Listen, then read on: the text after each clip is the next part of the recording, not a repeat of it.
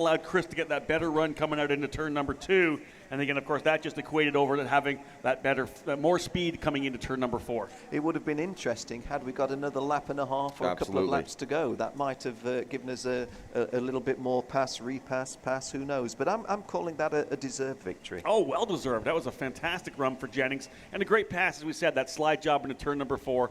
So exciting. But again, we're marching our way through here. The rain has stopped again thus far, so you never know. If we got the wind here, we've got rain. Are we going to see a dry line come down sooner or later? I mean, it's pretty cold, so I don't know if that's even an option. But the rain has stopped. I think maybe the maximum we could look for is a drying line. I don't see a dry line coming throughout the day. But hey, I'm getting things wrong so far. Wasn't I mentioning the sunshine having emerged half an hour or so ago? I believe so. Well, guys, if that was a correct call, believe me, it has gone now. Well, stock on heavy in the books. We got to make the one pun about Chris Jennings and Jimmy Johns. That race was freaky fast, freaky good for Chris Jennings. That, of course, the Jimmy Johns slogan. Chris, a franchise manager with Jimmy Johns, so that's why you see all the Jimmy Johns decals. And he was freaky fast in that race, and the result, freaky good. So my free plug for Jimmy Johns now is complete. Oh, you better get a couple of coupons in the mail for that one. Boy, I sure would like a sandwich when this is all over from Jimmy Johns. Chris Jennings, maybe you can take care of me on that one. But coming up next, I believe we got Tag Junior, if that's correct, and that's who's on the grid lining up right now. Let me give you the grid, folks, for the drivers getting set to go here in the Tag Junior category. Juan Gonzalez in the number 424 scheduled to start 18th alongside Parker Chase in the number 219. Row 8 will see Robert Marks? I don't think Robert Marks is the 103. I don't think Robert Marks qualifies for Tag Junior. That is impressive. I don't think he does. That is impressive. He's running Tag Junior after just getting out of that stock heavy cart, going to race Tag Junior drivers almost, let's call him 20 years younger than him. Let's go a little bit more than that. 45 years younger? Yeah. I'm trying to be kind here. Let's get realistic. Ryan Lewis is going to start on the 15th position inside of row 8. I don't think Ryan was in the stock Honda heavy category, so we'll go with that. Yeah. Row 7, Rebecca Erlinson in the number 4, starting 14th alongside Miguel Ruiz in the number 233. Row number 6 sees Max Hewitt in the number 22, starting 12th, while Ethan Batup in the number 222 in the 11th spot. Into the top 10, Mateo Diaz in the number 16, starting 10th alongside Garrett Ramirez in the number 35. While row 4 has Andrew Emberson in the number 27 and Angus Watkins in the number 14. Row number 3, the 127 of Spencer De Leon, starting in 6th alongside Juan Gonzalez in the number 424, while row 2 is occupied by Marcelius Dukes and Jared Voorhees. Dukes in the 51, Voorhees in the number 24. Front row starters bringing them around here right now out of the Czech Republic. It's Petra Pasek in the number 9, starting 2nd alongside the number 4 Intrepid of Jesse Woodyard. Those drivers now working their way around here. Looks to me like we may have a couple drivers trying to close back up. We have 5 up front. Here comes another 4, 5, 6, 7 drivers. Little late coming to the party. Yeah. Hopefully we'll see them roll up. There's your starter. Tell them to shut it down, slow things down. Coming up here to start-finish. That field not doing a great job of listening to head starter Matt Ackley. They kind of keep things rolling at the same pace. We'll see what Rick Fulks thinks of the speed as they get down to the starter stand here. They've pushed the start all the way down, very close to turn 1. We don't want to see high speeds entering that corner. We are racing into turn number 1. That looks a really, really uneven, well, let me stop what I'm saying, and there's what the guy thinks of it. A couple of spins, that makes 3 spins, and one of them taking him to the bales, but no injuries. Couple of drivers we said spinning in turn number 1, but the lead now goes to the number 9 of Patasek. Petra Patasek, whose family owns Praga Chassis. He's been doing a bunch of running here with us this year. More drivers spinning coming out of turn number 3. And we talked about this. This is the first time these guys have been on this race, like anybody been on this racetrack. Rob, you're so right. You're so right. And it was almost a prophetic, a prediction of you. And the fact that these guys also have that much less experience, in fact, maybe minimal experience of these sort of conditions, this is a big challenge for these kids. Another spinner there coming out of turn number 7. And one of the things you have to watch out for in a street race, Ken, that you obviously don't have at a regular racetrack, is the roads are all crowned. Yeah. So the minute you're feeling good, the minute you get to the other side of the crown, well, the road slips away on you, and the car can just snap so quickly when you get over that crown. And with this water, the crowning of the roads here in Lockhart, obviously the reason they're crowned is to drain. Yeah. But that has an effect on the racing surface. And I say that with personal experience and hundreds of spins every time I went to Rock Island. I've driven Rock Island in the rain.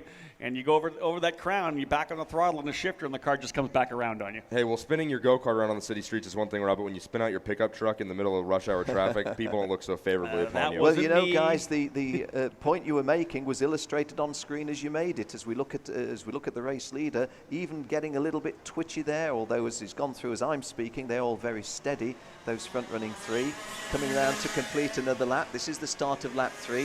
Peter Patak getting a couple of times when that cart twitched, but fortunately he was not overdriving. He was not driving the sort of speed and pace and style you would in the wet, so in the dry. Therefore, he was able to correct that little error. Juan Gonzalez in second place, Jesse Woodyard third, Jarrett Vahis fourth, and Max Hewitt completing the top 5. Ken, just so you know, only one of the 3 announcers of the race here has ever wrecked a pickup truck.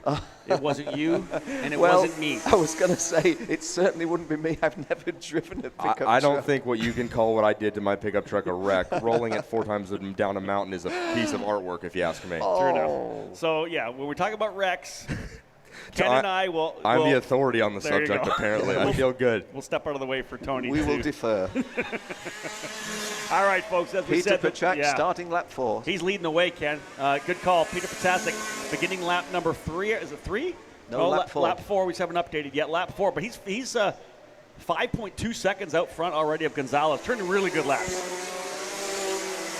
Well, he's done a 53.01, which was his best, and nobody else is quicker than a 54.3. So he's actually lapped that time 1.3 seconds quicker than everybody else at least, and in those 3 laps created a 5.2 seconds cushion. But of course, between Juan Gonzalez and Jesse Woodyard, it's a much tighter race we're watching. Most definitely. You can see here is Woodyard. That's the shot of the second place battle right there as they work their way through turn number 6. The 424 of Gonzalez and the number 4 of Woodyard. But Woodyard's got the hand down on the throttle. I wonder if he's got a possible throttle issue as he's running that thing with his hand on the carburetor. Let's have a look when he comes by here. Yeah, I do believe so. He's got his hand on the carburetor area. The throttle housing runs through that on the Rotax motors. You wonder if that's what's going on, Rob. I don't know. Yellow flag's flying down in turn number 1. Just when he might have made a challenge for a pass, but that would have to be negated by the yellow flag. But I agree with Rob. There is an issue there, isn't there? We see people doing a little tweak here and there, but this is almost a permanent driving stance. Yeah, he's not moving his hand off that carburetor right now. No, he's doing a one-hand drive right now, and he's got the right foot planted. I want to think that he's doing something with the carburetor, whether it's not getting full throttle or whatever it is. Jesse having to modulate that carburetor. Look at him drive. Wow. It's a one-hand drive. A one-hand drive takes him into the lead. With one hand. That was amazing. Oh, but they're racing right now back and forth through turns 7 and 8 around the courthouse. This is for second position right now. Jesse being wise because Gonzalez not about to give it up without a fight. And they're again side by side. Side by side. There's an update. He might be working on the choke right now to try to keep the thing running. That's interesting.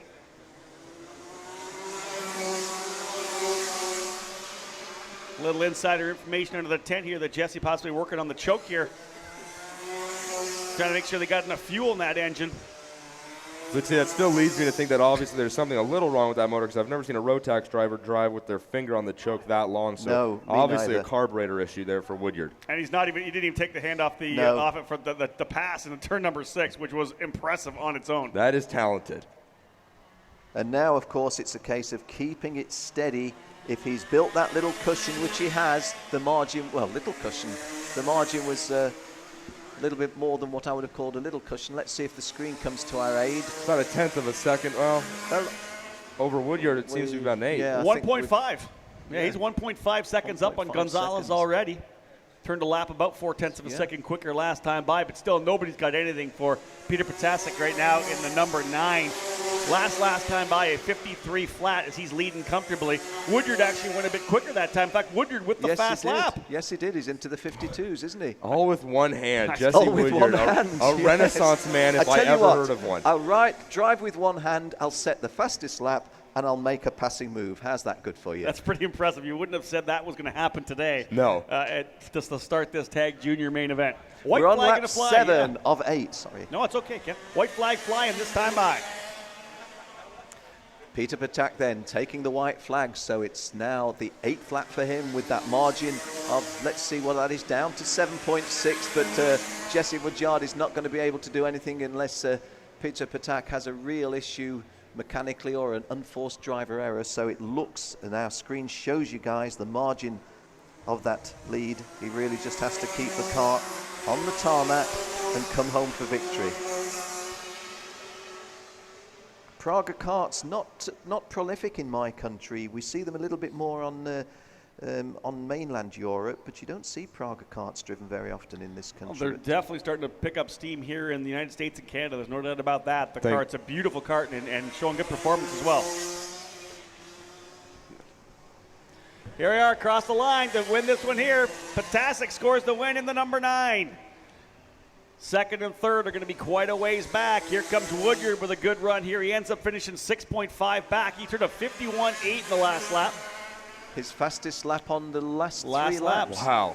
Very impressive for Jesse Woodyard in the number 4, finishing in second. Juan Gonzalez ends up in third in the number 424. Waiting for Max Hewitt to come around here to grab that 4th position in the number 22. Indeed, he does. And there's the 222 of Ethan Batup. Ends up wrapping up your top 5. Beta pretty happy with the top 5 as he pumped his fist to coming across the line. I'd be happy with the top 5 in these conditions, and I'd be happy with the top 5 at the Lone Star Grand Prix. That's Patek spinning out, is it? Yeah, little hot on the exit of turn 5, it looks like, as he makes it through the infield section of turn 6. Ken, you said you don't see the Pragas a lot in your country. Something tells me, and Rob and I see him a lot more at Scooser races, and more every year. I think you're about to see the Praga get a little bit more popular thanks to the signing recently of one Mr. Jonathan Tonin with Praga. Indeed. That has got to step the chassis, recognition up quite a bit. Absolutely, that was a big coup for them in Europe. Getting the Tonin was signature huge. of Jonathan Tonin, yeah, absolutely so. So Jonathan, sorry, go on. the number 9 of Patak. I was just going to say Potasic straight into pit lane. He doesn't go for his cruise around lap. He's going to go straight into the scales. He is your winner. Woodyard in second, Gonzalez third, Max Hewitt in fourth, and Ethan Batup rounding out the top 5. That caps things off for our tag junior race. Those drivers now working their way in to the grid area, and we go from 2-cycle to 4-cycle. It'll be Chonda next up. Chonda's on the grid, getting ready to go here. Tag Junior just finishing up. Peter Patek scoring the win in that Praga kart, I believe. I don't think he's the only Praga here this weekend, but he's one of the few. And again, it is cool to see the Praga line. As the son of the owner, he'll be the highest profile Praga driver, won't he? Certainly, he'll certainly be one of the higher profile Pragas here this weekend. But they've got a good trailer down there, down on Commerce, I believe, where a lot of the teams are parking. So I know that there's more. Can I just ask a question on that? Absolutely. One of the growing smaller kart chassis manufacturers in Europe is another Czech Republic factory, which is MS Kart. Do you have any MS Karts over here? I have. There's not a lot racing here. I haven't seen any in North America, but I've heard of the chassis. Yeah. You know, they had a decent little group of people running actually back in the late 90s and early 2000s. A guy named Ivan Bodnar brought the chassis in, the MS Kart chassis. Yeah. And they did have a number of drivers that actually ran that kart, including one of the pilots you see in the NASCAR Nationwide Series, occasionally Jason Bowles and David Mayhew.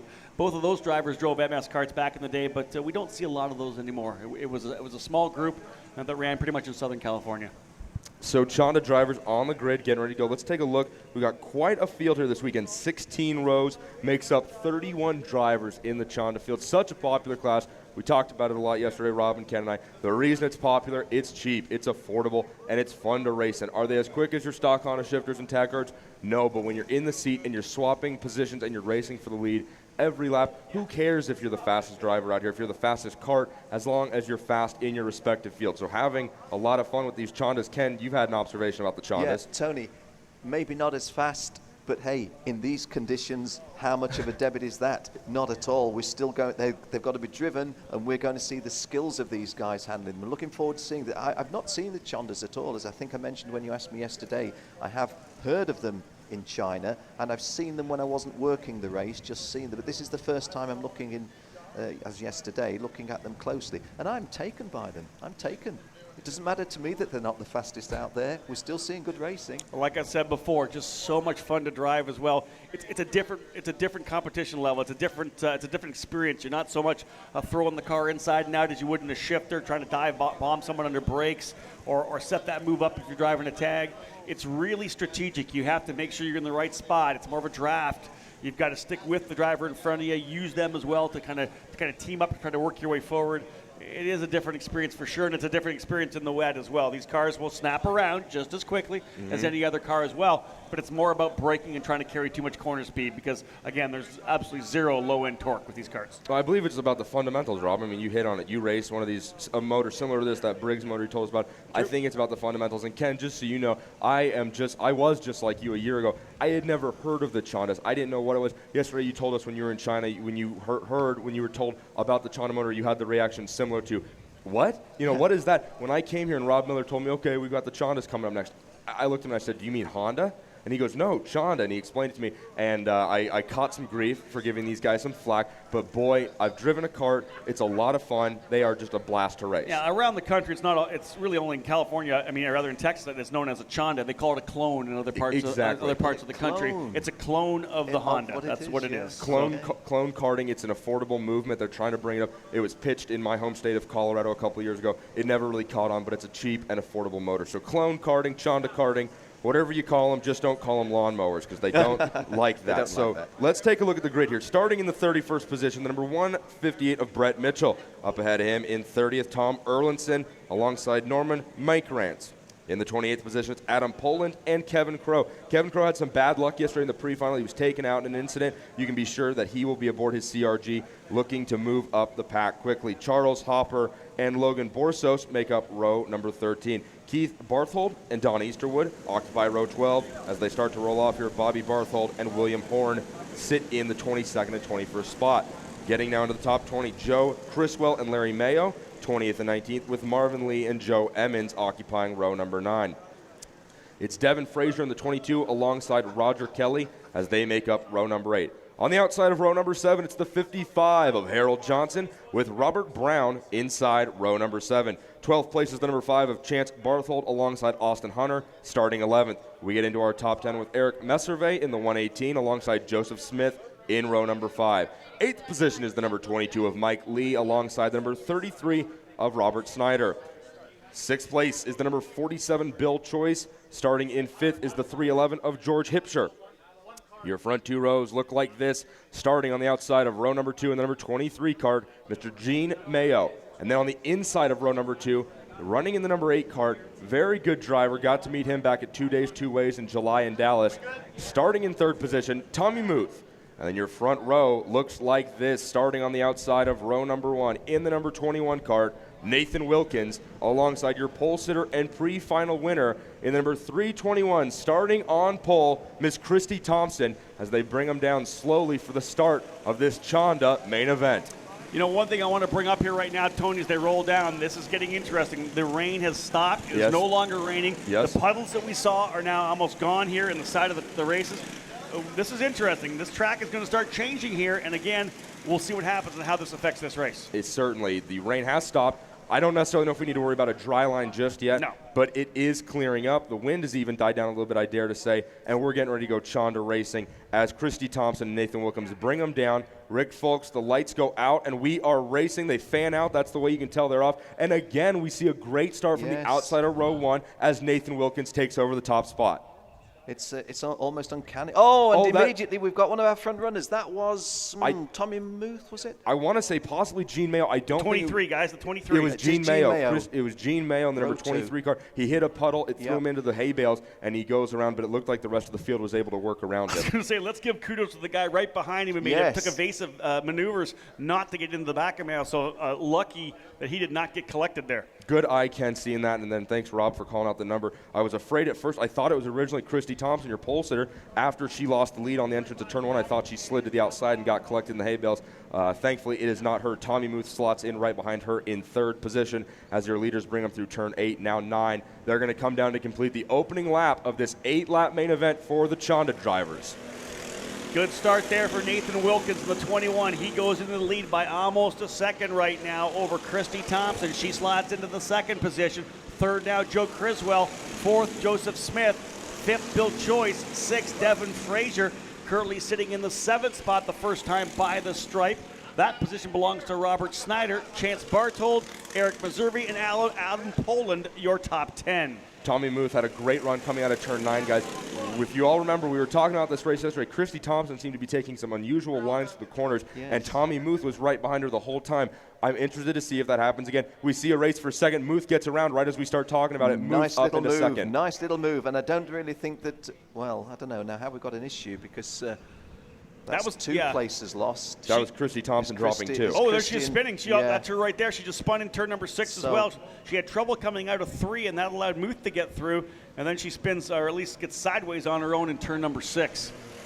So we'll see the leaderboard update here. Christy Thompson is going to fall Muth up into second as she has that half spin in turn number 6.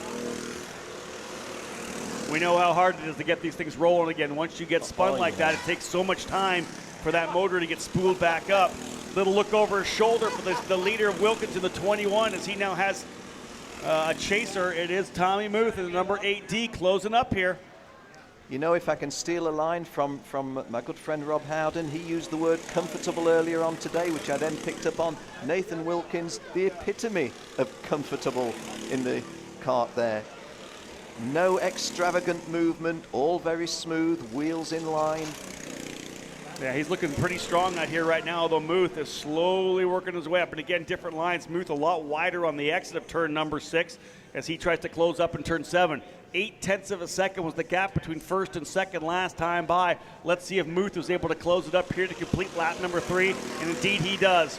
0.4 of a second as he does a lap of about 0.3 of a second quicker. Tommy Muth is going to be someone who I definitely think can take the win away right now. Nothing away from Nathan Wilkins, but Tommy Muth, a very fast, very solid driver. Again, lots of experience. Really quick, well, guys. Our screens are illustrating the point you're making, aren't they? I know that the television cameras can foreshorten the reality, but that looks to me like a closing in, a reeling in, as we say. There's a great angle right there, Ken. You're right. The camera angle sometimes can shorten the gap up, make it bigger than what it really is, but that shot we have of the exit at 2 really shows you how Muth is coming out of the corners. He's great on exit, I feel. Wilkins is losing a little bit of ground every corner on exit. Muth swings it wide, and he eats up a lot of ground. He's carrying more speed through the corners. Number, I believe, 32 now running in that third position. That's Joseph Smith. He's got Bill Choice in the 47 behind him.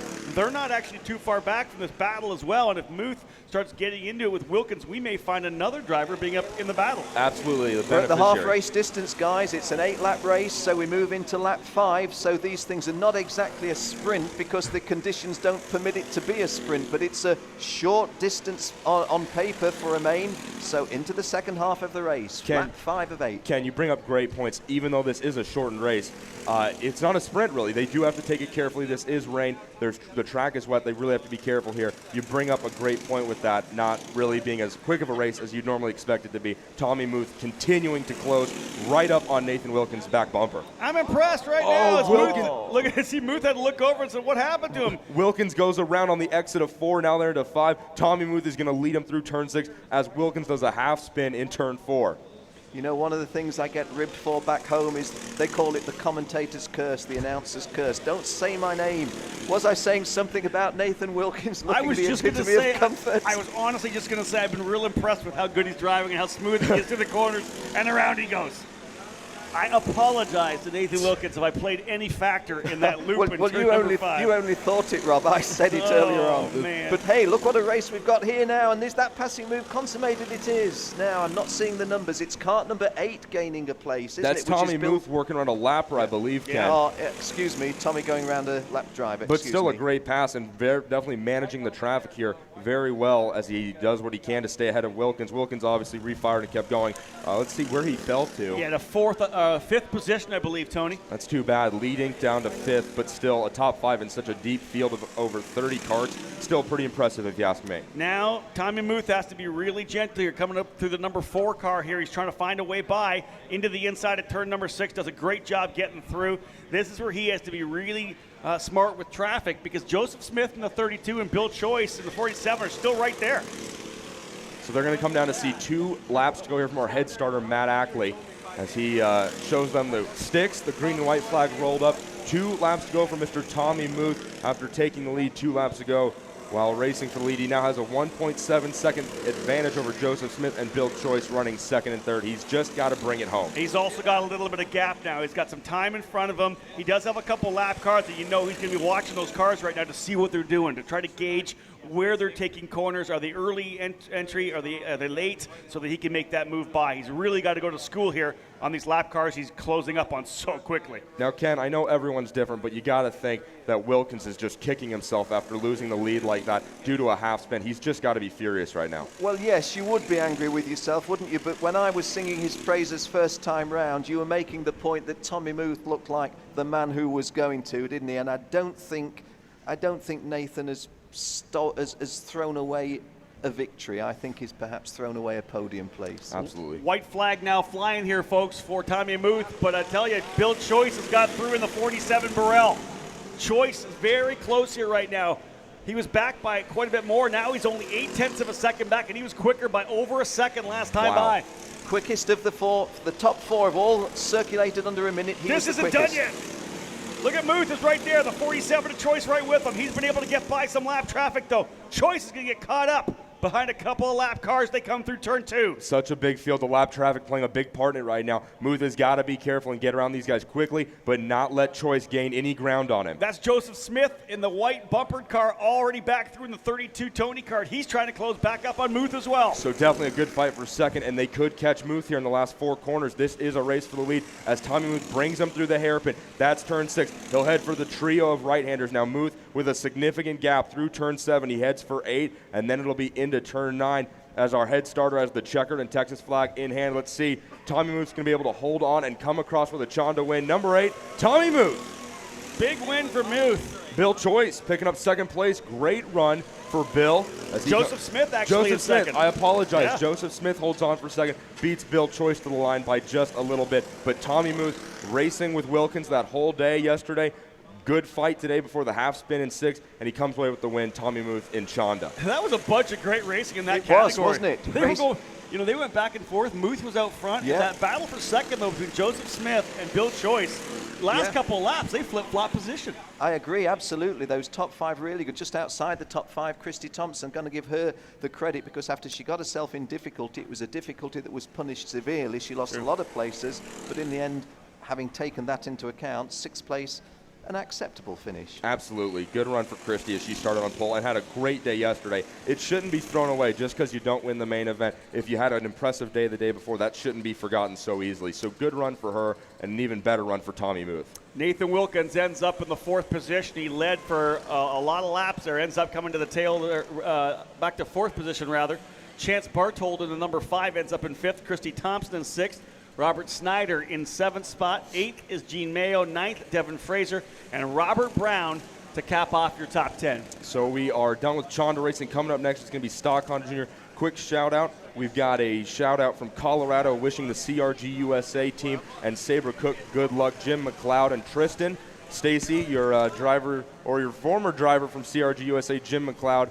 Longtime friends are listening in on KRN, and they wish you, your team, and Sabra all the luck this weekend. So, folks, stick with us here. The weather is getting a little bit better every session we go on. Stock Honda Jr. coming up next. Again, you are watching live coverage of the 2014 Lone Star Grand Prix here in Lockhart, Texas. Stick with us, folks. We'll be back here on the Kart Racing Network in just a few minutes. Broadcasting live to the world. The Kart Racing Network.